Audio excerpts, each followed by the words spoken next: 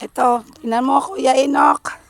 Nagsiselos na yung big boss natin. Baka daw sabi magselos daw kayo dahil lagi na lang yung bagong babies nila yung naka-live.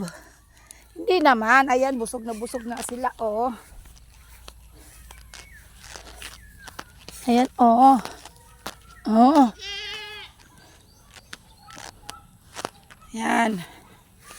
Busog na busog. Oh. Bakit? Ang laki-laki ng ano mo.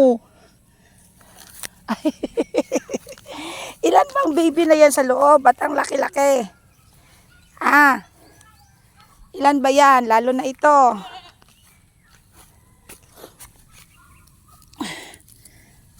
Lalo na itong si Lucas.